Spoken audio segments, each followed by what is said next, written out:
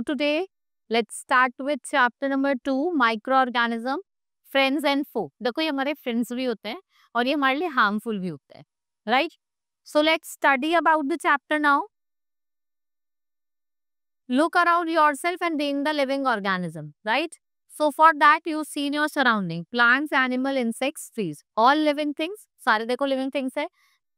You can see it with your naked eyes, visible होते हैं हमारे naked eyes से, right? So you cannot see microorganism with your naked eyes. हम उसे किसे देखते हैं? With the help of microscope. So the living organism which we cannot be seen with the naked eyes, but you can observe under microscope. What are they called? Microorganism. और जो stream of science है which deals with study of microorganism, उसे हम क्या कहते हैं? Microbiology. Now where do microorganism live? अब जो ये microorganism है वो कहाँ रहते हैं? So microorganism live in every part of our biosphere. They are present everywhere. चाहे वो extreme condition हो, चाहे वो cold weather हो, polar region की, हर एक extreme condition में survive होते हैं. They are found in hot water spring और कुछ some floating water, deep water में भी देखने को मिलते हैं. जैसे आपका हो गया soaring of milk, curdling of curd, rotting of food, ये सब किसकी वजह से होता है? Due to action of microorganism, जिसको हम अपनी डे टू डे लाइफ में देखते हैं. Then we have an activity that you can perform at your home yourself. So I will tell you about the major group. Basically we have different microbiologists have divided into 5 basic groups: bacteria, algae, fungi, protozoa, virus. These are the 5 basic groups in which we have classified our bacteria. First is bacteria. What is bacteria? ये simplest है all living organism का. ये single side है, ये आपको हर जगह देखने को मिलता है, ऑलमोस्ट एवरीवेयर. ये आपको डिफरेंट शेप्स में दिखता है. रॉड शेप होता है, उसको हम बैसिली कहते हैं, ठीक है. स्पेरिकल शेप कोकी, आपका स्पाइरल शेप हो गया स्पिरिला, और कोमा शेप क्या हो गया आपका? स्पाइरल. इसको हम विब्रियो भी कहते हैं, राइट. Now algae. देखो कुछ एल्गी यूनिसेलुलर होता है, कुछ माइक्रोस्कोपिक होता है. So they grow on the surface water and in most places they have chlorophyll in them. जैसे आपका क्लैमडॉम्स हो गया, वॉलबैक्स हो गया और स्पाइरोगायर हो गया. Then fungi, they may be unicellular, multicellular, do not have chlorophyll. जैसे आपका yeast हो गया, molds हो गया, mushroom हो गया. These all are the example of some common fungi. Then we have protozoa. These are unicellular organism जो grow करते हैं, live करते हैं, reproduce करते हैं on their own. They can also be parasitic and may live with the host cell, like we have amoeba and paramecia, right? जैसे euglena हो गया आपका. These all are example of protozoa. Then we have virus. Virus क्या होता है? Smallest of all living organism. They are so small कि आप इसको जो आपका इलेक्ट्रॉन माइक्रोस्कोप होता है उससे देख सकते हैं. They cannot grow. They reproduce on its own. It reproduces and grow only after entering the host. बहुत सारी डिजीज से कॉमन फी हो गया, ये आपको इसी वजह से होगा. Then now let's study about the role of microorganism. So as we have already read, presence of microorganism can only be felt through the actions. Like we have microorganism as friend. देखो हम कुछ food items में इनका use करते हैं. You must have seen your mother making curd and cheese at home. ठीक है, वो किससे बना रही है? With the action of bacteria, इसको हम lactobacillus कहते हैं. When the bacteria is added to milk, वो मल्टीप्लाई करने जाता है और किसमें कन्वर्ट हो जाता है? एसिडिक कर्ड में, लैक्टोस ऑफ मिल्क में, and it is converted into lactic acid, और ये आपको एसिडिक फ्लेवर देता है, जिसको हम किसमें? To the curd. Now curding of milk during this cheese making, वो किसकी वजह से होता है? Due to action of lactobacilli. Now yeast is used to make bhatura. आप देखो हम भटूरा बनाते हैं तो ईस्ट डालते हैं जैसे वो फूल जाए, right? Here the activity is given to you. Now let's study about the medicinal uses. जैसे आपको एंटीबायोटिक बनानी है तो हम इसका यूज करते हैं. So these antibiotic killers stop the growth of disease causing microscope inside the body. जो which क्या cause करता है? disease, and you use it against plant or animal disease. जैसे आपका एथ्रोमाइसिन हो गया, टेट्रासाइक्लिन हो गया, सेप्ट्रोमाइसिन हो गया. These are antibiotics. Now precaution to be taken while using antibiotics. So you will take the advice of doctor. Proper care should be taken. Proper doses should be taken at proper interval. Like next is production of vaccine.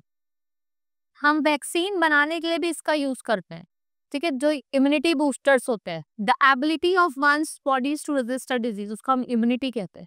देखो उसके अंदर जो immunity होती है बहुत week होती है, तो जल्दी से उनको बीमारी पकड़ लेती है, उसके लिए हम एक प्रॉपर वैक्सीनेशन भी करवाते हैं।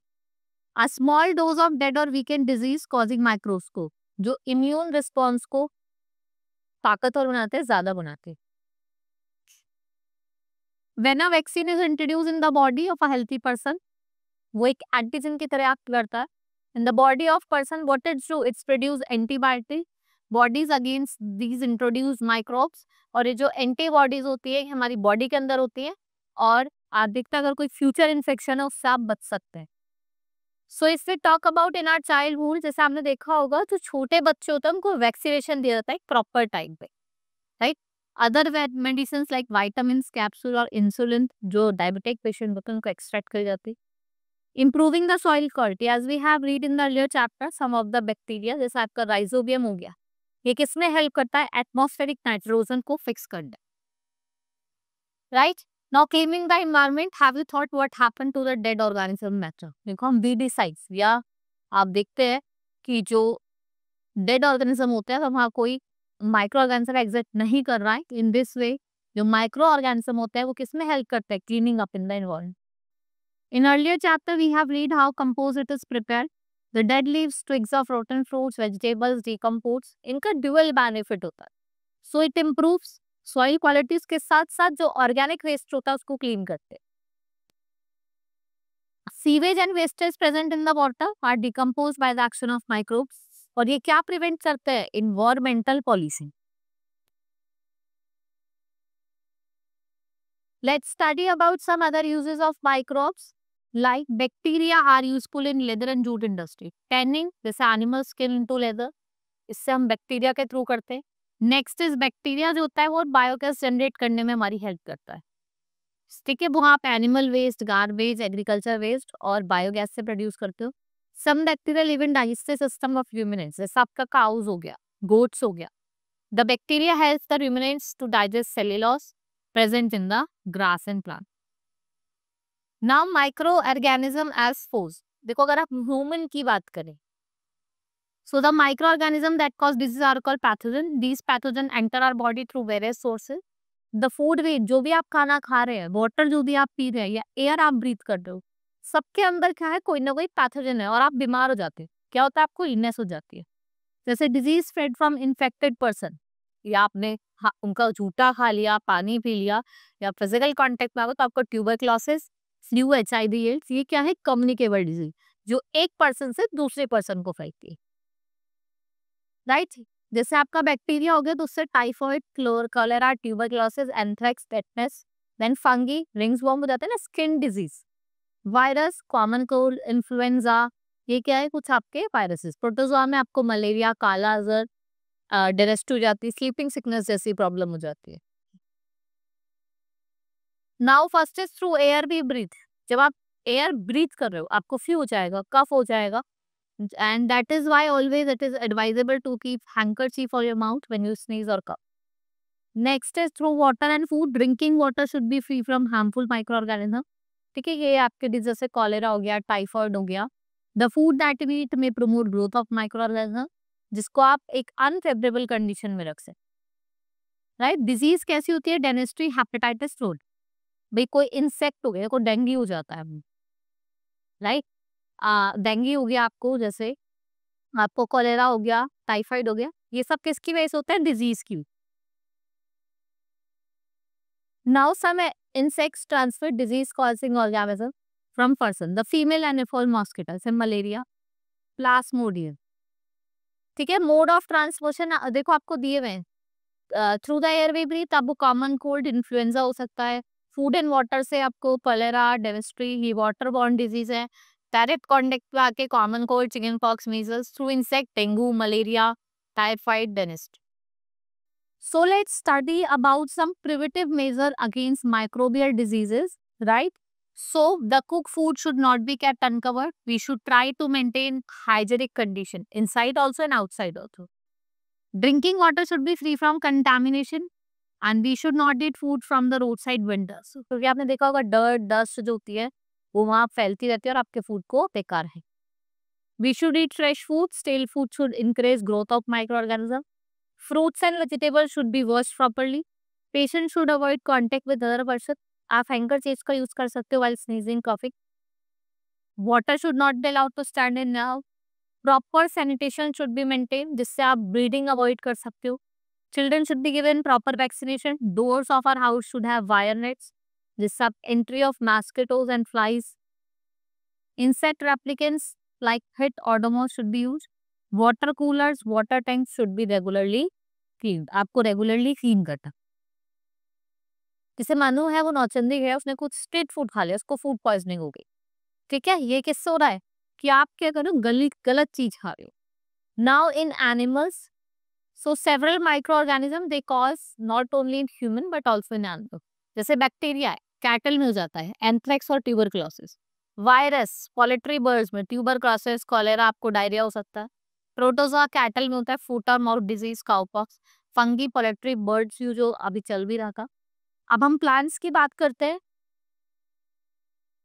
देखो यहाँ पे क्या है, जो आपका सिट्रस कैंकर और ब्लाइट है बैक्टीरिया की वजह से हो रहा है.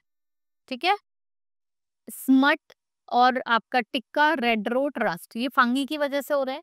येलो वेन मोसाइक और आपका टोबैको मोसाइक ये वायरस की वजह से. Let's study about food preservation. Microorganism are present all around. वो एक्टिव हो जाते हैं किसी भी टाइम फेवरेबल कंडीशन की वजह से और ये स्टार्ट करते हैं मल्टीप्लाई करना. Our food, milk, fruits, vegetable, all of them, they start spoiling and rotting. So many procedure like heating, cooling, adding some moisture contain, ये retard करते हैं किसको, growth of microbes को. The prevention of spoilage of food using chemical and physical method, इसको हम food preservation कहते हैं. So by the various methods, what you use, it is used for prevention of food, like the drying, minimizing moisture level in the food products, is prevent करता है from spoilage. जो आप आगे chapter में पढ़ेंगे. Bye the use of chemical, आप chemical का use करके जैसे सोडियम बेंजोएट जिसमें आप ऐड कर सकते हो फूड में, इससे आप उसको स्पॉइल होने से बचा सकते हैं. एडिंग सॉल्ट, देखो आपने देखा होगा कुछ food products meat, fish, ship, इसमें सॉल्ट्स मिलाते. Then by adding sugar, sugar decreases the moisture content of food product, जैसे जैम्स हो गई, जेलीज हो गई, स्क्वैचेस हो गए. By the use of oil vinegar, देखो आपने देखा होगा कि पिकल्स वगैरह हम बनाते हैं. कैनिंग, कंटेनर में उनको स्टरलाइज कर देते हैं जहाँ पे ना तो कोई एयर होके ना ही कोई माइक्रो ऑर्गेनिज्म हो. Cooling and freezing, some foods are kept at very low temperature to prevent them from spoiling. और जो लो टेम्परेचर होता है वो अलाउ करता है माइक्रोब्स को किसमें ग्रो कर. Now by heating, high temperature क्या होता है, माइक्रो ऑर्गेनिज्म को किल कर देता है जो आपके फूड में प्रेजेंट होते हैं. And preservation of milk, the milk in our houses are boiled, देखो हम दूध उबालते हैं जिससे जो माइक्रोब्स होते हैं वो उसमें मर जाए. ठीक है, और उसको एक हाई टेम्परेचर जिसको हम पेस्चराइजेशन कहते हैं, किसने इन्वेंट करा था process of pasteurization, Louis Pasteur. now we can understand and use food preservation. In this methods are not adapted, lots of food would get spoiled or it can get wasted. It increase the shelf life of food products so that they can be used for longer time. आप उसको लंबे time के लिए use कर सकते हो. Nitrogen cycle एक important gas है which constitute nearly 78% of atmosphere. इसके बेसिक कॉन्सिक्वेंस क्या होते हैं आपके एनिमल्स और plant proteins. This is the nitrogen cycle which is present in atmosphere and can not be used by living organism. ठीक है, लेगुमिनस जो प्लांट्स होते हैं वो इनका यूज करते हैं. आप यहाँ देख रहे हैं प्लांट्स, फिर एसिमिलेशन हो रहा है, आप देख सकते हैं एटमॉस्फेरिक N2, इट्स डिट्रीफाइंग प्रक्रिया NO3, एसिमिलेशन हो रहा है प्लांट्स में. देन डिकम्पोज करा एरोबिक और एनारोबिक बैक्टीरिया, फिर अमोनिया बना रहा है. ऐसी जगह का ये सेम वे में क्या करता है, मूव करता है. राइट, इसको हम प्यूरिफाइंग बैक्टीरिया भी कहते हैं. और जो बैक्टीरिया होते हैं they disintegrate them into simple ammonia compound जिसे हम नाइट्रोसन और नाइट्रोबैक्टीरिया कहते हैं रिस्पेक्टिवली. ठीक है, now we have completed this chapter. Let's start with the exercise of this chapter. Now, multiple choice question. First is your mold is a. Mold क्या है आपका, fungi. Jams can be preserved by sugar, salt, vinegar or water. Sugar. Dash is added to dough to make it rise. तो हम क्या add करते हैं, What we add? We add bacteria. Aedes mosquitoes carries a disease called क्या आपका dengue.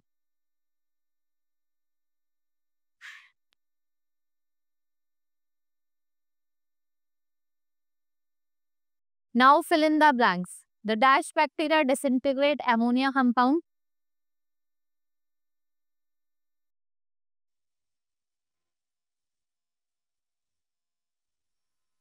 Right? Nitrifying. Dash are the smallest of all living organisms, viruses.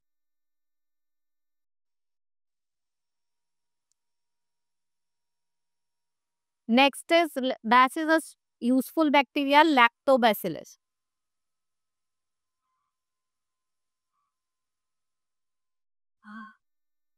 The people, जो लोग microbiology पढ़ते हैं उसको हम कहते हैं microbiologist.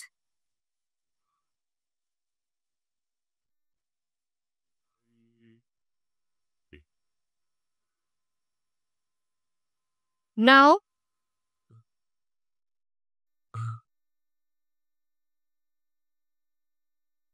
today let's start. Now we will start with true or false. The curdling of milk is due to action of lactobacillus bacteria. True. Microscopic organism can be seen by naked eyes. False. आप उनको naked eye से नहीं देख सकते. What do you need? Microscope. Amoeba is a type of protozoa. True. Milk is preserved by adding from spoilage, adding vinegar. It's true.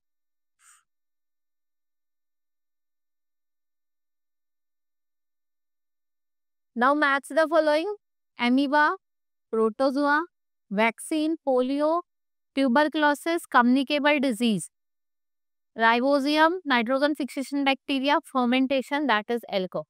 Now let's study about the subjective type question. First is short answer. What are microorganisms? आपको पता ना microorganism क्या होते हैं, right? Briefly describe various shapes of bacteria, and then you have to define immunity and give 3 uses of food preservation. आप कैसे कैसे preserve कर सकते. Long answer, describe the uses of microorganism. How are microorganisms harmful to us? Discuss various methods of food preservation. What are communicable disease? Mention few ways in which these diseases spread. But क्या क्या ways है किससे ये क्या हो जाता है, spread हो जाता है. Right, now we have completed this chapter. Hope you understood. Let's meet in next class. Thank you.